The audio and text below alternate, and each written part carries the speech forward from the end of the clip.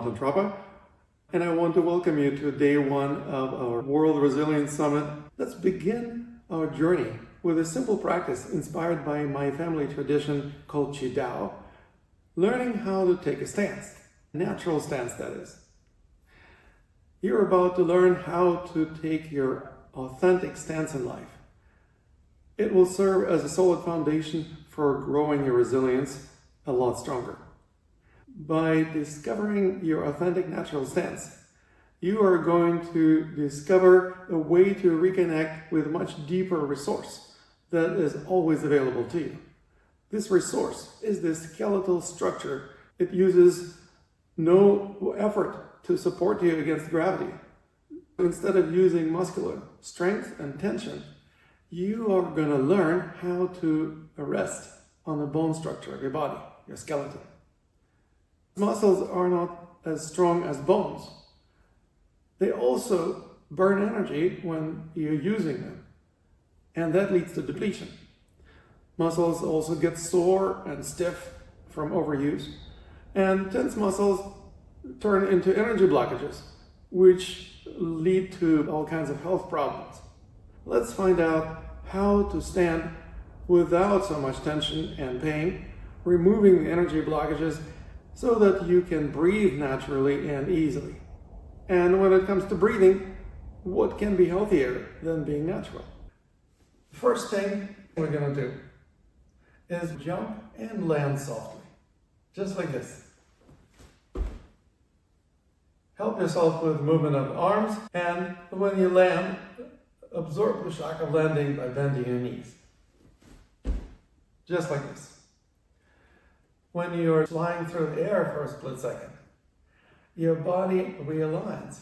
It literally has the moment of truth where it can find itself in weightlessness because it's flying through the air. That is the moment when the skeletal structure can quickly realign, find itself in an optimal position for landing, because the body knows that when it lands, it doesn't want to fall over. Notice where your feet landed. Your feet land in the place where they need to be so that your body feels most stable. So once again, let's jump and land softly. Notice what happens to your arms. The anatomical position, if you look at any medical chart of the body, is with the palms forward or it's some angle. Whatever angle is most appropriate for you, we'll have to find that out. The next thing I want to bring to your attention is the alignment of the legs. Ideally, your knees would point where the toes are pointing. If they're not pointing in the same direction, it means your bones of the upper legs, lower legs, and your feet are not in alignment. And most likely you will carry more weight on either outer or inner edge of the foot. If your knees are pointing further away from the center line of your body as compared to the toes, you will carry more weight on the outer edge of your foot. Your foot will be supinated. If you turn your knees more inwards in relation to the toes, you will carry more weight on the medial side of the foot, and your foot will be pronated. Either way, it's a misalignment. But let's not stop there. Let's also assess whether or not you distribute weight evenly between the heels and toes. Let's check. Where is more weight? On your heels or on your toes? Or somewhere in between. We want to distribute weight on the centers of our feet. The closer to the center, the better. It may not be perfect, but that's where connection is created with the ground you stand on. If you want to be grounded, you need to distribute the pressure on the centers of both of your feet. We're talking about even distribution between the toes and the heel, as well as between the inner and outer edges of the foot. The more grounded you are, the less tension you need to have in your legs in order to keep yourself from falling over. Well, let's test. Let's bring more weight towards the toes. Notice how your calves immediately have to tense up, otherwise you'll fall on your face. Now, let's shift the weight towards the heels. You have to have tension in your shins in order to not fall over backwards. Same thing also about the weight distribution between the medial and lateral sides of your foot. We're learning how to reduce undue tension so that this tension doesn't create energy blockage. And if there is no energy blockage, then the energy can flow freely. That is how you connect to Mother Earth. That is the principle of grounding. This is the simple and elegant way to embody grounding. Now, there is a wonderful meditation that I also connect with this practice, and that is the meditation using the image of the seaweed. Just close your eyes for a moment, standing in a natural stance, and imagine you are a blade of seagrass growing at the bottom of the ocean. On the surface of the water, there may be some waves or swells, but here at the bottom, there are just gentle currents that may be swaying as you relax and allow the movement of water to animate your body as the blade of seaweed completely relaxed, having no expectations, no judgments, just feeling what it's like to be a seagrass growing at the bottom of the ocean. The seaweed meditation doesn't require any complicated visualizations, and it's dynamic, which means your body is moving. And as you pay attention to how your body moves, you may notice how relaxed it becomes. That's right. Tension is frozen movement. And by moving, you actually defrost tension in your body. Notice how your breathing changes. As you change your breathing, allow it to become more and more spontaneous. We're not breathing in any particular manner. We're not exercising breathing. We're just allowing it to become as natural as humanly possible. Remember the principle of grounding. Even if your body is moving, your feet still connect to the ground with the pressure being evenly distributed between the toes, heels, inner and outer edges of both your feet.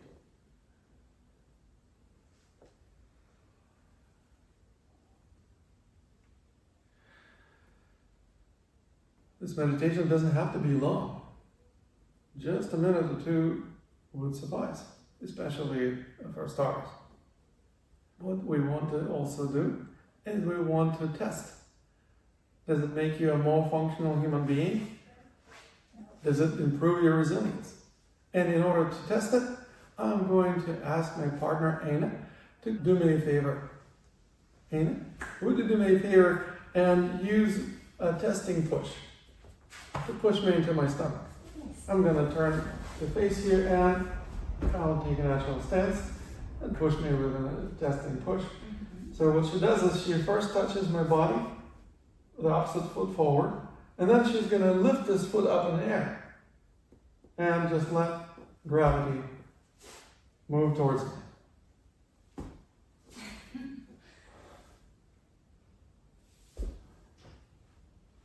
I'm not easily pushed on. No. And I'm not reacting or tensing up, am I? Now what is going on? You're still moving. I am standing where I want to stand. I am like a seaweed, like a bag of water. You push, and instead of tensing up and resisting, I actually relax under pressure. Well, that is resilience, my friends. Ability to relax under pressure. Push that she used is a very specific technique that I want to share with you because you want to test yourself. You want to ask someone maybe your friend, a neighbor, or your partner, to do you a favor and push you using this particular type of push. I'm going to share with you several energy alignment principles that will make it functional, workable, and trustworthy. Number one principle is the principle of orientation. The hand that is on the center line, the eye-hand coordination is easy. Where is the center line? Well, if you just bring both hands together like this, it's not just the line, it's the plane. We call it mid-sagittal plane of the human body. That's not where the nose pointing, by the way, it's where the navel is pointing. If you're trying to drive a tight screw into a wall, for example, it would be very difficult to do off center line. Like this, forget it. Like that, even worse. Here on center line, yeah, much more powerful. Or imagine hammering a nail. If you hammer a nail like this, you're gonna bang your fingers more than the nail. If you hammer things like that, you will have no power and most likely also hurt yourself. When you do it on the center line, it's natural, effective, and much more powerful. Now, let's just consider that there is another part of the body that you can bring it to the center line. That's the elbow. If you bring your hand on top of the shoulder joint on the other side, naturally the elbow will come more or less to the center line because the length of the lower arm and upper arm are usually the same. So the elbow is going to be on the center line. Fantastic. Move on to the next alignment, which is the alignment of that opposite foot. We were talking about the one hand or one elbow is pushing, the opposite foot is forward. Why? It's just like you walk down the street. You don't walk like this, right? You walk right hand, left foot, left hand, right foot. That's called transverse motion. The same thing applies here.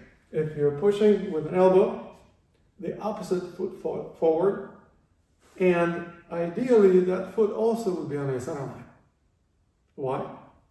If center line is like a power line of your body, it empowers not only the upper limbs, but also the lower limbs. With the weight of your body slightly more on the front foot, that foot becomes the weight-bearing foot. It needs strength. It needs to be able to support you. And we call it the principle of stabilization for an obvious reason. You become more stable when your weight-bearing foot is in alignment with the center line. If it's off, you're going to be less stable. If you don't want to use physical force to push. Instead, I invite you to learn how to use power versus force. What does that mean? It means instead of using the strength of your arm muscles, triceps, I want you to eliminate the possibility of using that muscle at all. When you push with an elbow, that muscle is completely out of business. Now, how can you push like this? Well, you have to lift the front foot up in the air and start folding forward. Even though this is the weight-bearing foot, I can still lift it like this. Once again, I start falling forward because I eliminate support of my structure in front of my body. And gravity starts pulling me in that respective direction. Notice my spine. My spine is more or less in alignment with the back leg. I continue the streamlining of my structure. So not only is my elbow on the center line, but my front foot is also on the center line, toes pointing forward. If I draw this line back, the back heel is also on the center line, and my entire spine is also in the same plane. We're talking about streamlining of the body in such a way that everything just works. And you're not using physical force because the only effort it takes is whatever it takes to lift the foot up in the air. And then gravity does all the work. We are learning how to fall forward in the context of performing this testing push. So let me ask my partner Anna to do me a favor and push me with the elbow. Yes. Okay, just simply bring the elbow to the center line. Once again. Yeah, yes, just like that. And now do me a favor and lift your front foot up in the air. Notice how when you lift the foot, you're not falling over sideways. It would happen almost always if there is misalignment between the direction of the toes of the front foot and the heel of the back foot. That is the principle of rooting. The back heel being on the baseline, obviously being on the ground, provides you with the support behind you when you lift the front foot up in the air. Without that heel being on the ground, you are not rooted. You uproot yourself if you lift it. And that's unfortunately how many people do, for example, in boxing and karate and many other arts, taekwondo. They lift the back heel up in the air when they punch. When they lift the heel, they literally uproot themselves. I don't want you to uproot yourself. I want you to actually use that principle. So would you do me a favor and push me again? And now, with a hand? Yes. Absolutely. But also contact first. Yeah. And then go ahead and lift the front foot up. Nice. So if I Lift the back heel. Now let's put the foot just slightly, like just a centimeter or two off. yeah. It's completely off. Yeah. Now, would you do me a favor and do the same push? But now we are going to play with your spine. Do me a favor and push again. But now look up at my eyes and push. Nothing. I feel actually I go backwards. Yes, it literally felt like I could just walk through. Yeah. Now, would you do me a favor and push me again? But now look at your toes. Yeah, okay. Yeah. Again, nothing. No power? No. Why is there no power? Because the bone structure of the body, the skeleton, is not in alignment. Interesting. And just to humor me, would you push me one more time? But instead of looking at with my eyes or at your toes, look at your hand that you're using to push me. Okay. Now, this streamlines your neck. Where attention goes, energy flows. Now, when you do this, you actually have the power. That's why we learn how to use power instead of force.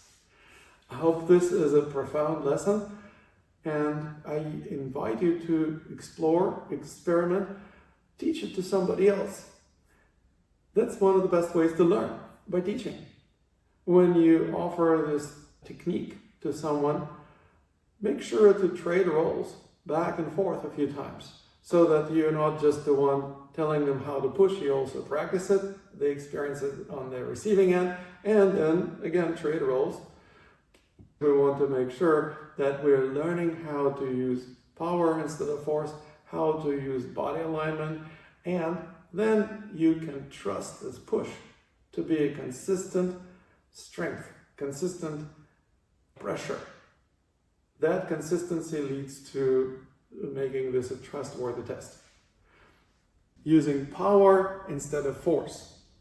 This is something that is going to apply not only to this one particular activity. I hope that you see that the way that we do one thing, we do everything. If you learn how to use power rather than force in one particular aspect, you will be able to become powerful, become more centered. What does it mean to be centered? Being aware of your center helps you become centered. If you are unaware of your center, it's hard to be centered. And how do you become aware of your center? Where is your center? Let's explore first ways to find your center. I'm going to jump and land softly. That's what we call taking natural stance. And next thing I'm going to do is turn. I pivot to the right, pivot to the left. Let the arms swing and hands touch the opposite side of my body, wherever they land. and I want to bring 100% of my attention to the axis of my rotation. Where is the center around which I pivot? My breathing ideally would synchronize with my movements. Why? Because turning involves a bit of twisting of the torso. Twisting of the torso goes hand in hand with exhalation. It's like wringing water out of a rag by twisting it. You expel the air out of your lungs when you turn, and inhale as you go through more or less frontal position of the body, and then exhale again on the other side. It's going to be a relatively rapid breathing pace. That's okay, because you are not hyperventilating right now. You're just simply turning from side to side and breathing in sync with your movements, which is one of the principles of harmonious cultural movement. Synchronization of physiological functions with the physical actions of the body.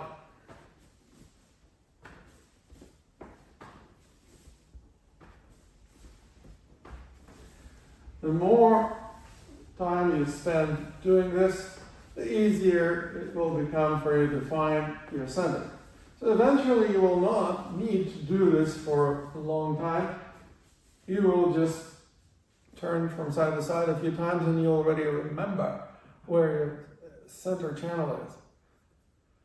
And bringing attention to it is what makes you centered. Now, how do we know that we become more centered? First of all, let's check our breathing.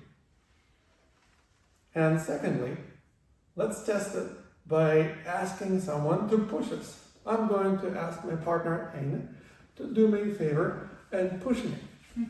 My job is to feel where the energy is flowing when she's projecting this energy at me. Her push is an energy projection. And statistically speaking, it's very unlikely that she'll be able to apply absolutely equal amount of pressure on both sides of my center line. Most likely it's going to be more pressure on one side or more pressure on the other side of my center line. My job is to feel where more energy is flowing and go with the flow. In this case, I'm turning. I'm not being pushed over. I still stand my ground, but I'm completely relaxed. Would you do me a favor and push again?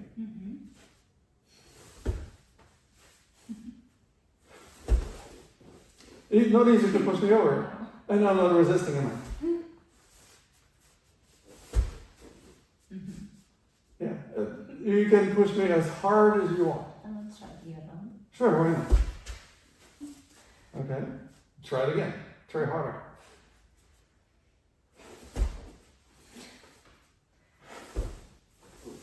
You're just helping me breathe as you push me into my stomach, and then I pivot. I turn in that respective direction wherever the energy is flowing. Now, it's not only that I'm bigger than her, that's why she can push me over. Let's trade roles. Let's see if I can push you with the same testing push, and do me a favor and take a natural stance, and just do a brief centering practice. Since you've done this plenty of times, you know how to feel centered. And so, whenever you're done, I'm just going to try to push. Lifting the front foot up in the air and just falling towards her. Just like that. Okay. Nice. Yeah, really impossible to push you over. And you're not resisting, eh? No, And it's not hard, is it? not at all. Beautiful. Wherever the energy is flowing, you need to pay attention to it and adjust yourself accordingly.